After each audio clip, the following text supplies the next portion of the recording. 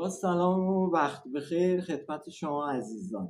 ویدیوی شماره 4 تحت عنوان چطور یک قرارداد حرفه‌ای ببندیم تا هزینه‌های ساختمون ما کنترل بشه. خیلی از پروژه ها نه به خاطر نیروی اجرایی ضعیف، نه به خاطر مصالح، بلکه به خاطر قراردادهای ضعیف دچار مشکل میشن. یک قرارداد حرفه‌ای چه چیزایی باید داشته باشه تا هزینه‌ها کنترل بشه و پروژه بدون تنش جلو بره؟ بخش اول مشخصات دقیق پروژه، متراژ طبقات، نوع سازه، نقشه‌های تایید شده معماری، سازه و تأسیسات، محدوده دقیق کار مجری، زمان شروع و پایان پروژه.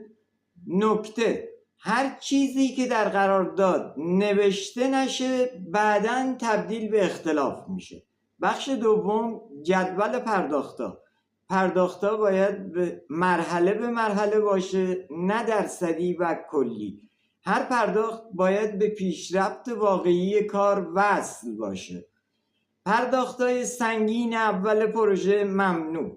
5 تا 7% از مبلغ قرارداد به عنوان حسن انجام کار در پایان پروژه پرداخت می شود.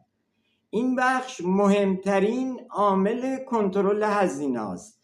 بخش سوم مصالح و کیفیت اجرا. مشخصات مصالح باید دقیق نوشته شود.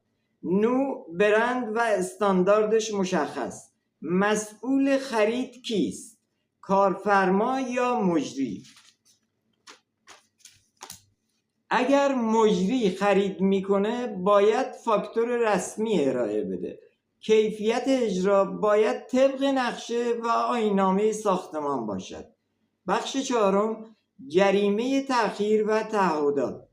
شرایط فسخ قرارداد، مسئولیت‌های مجری و کارفرما، بیمه ایمنی و مسئولیت حوادث.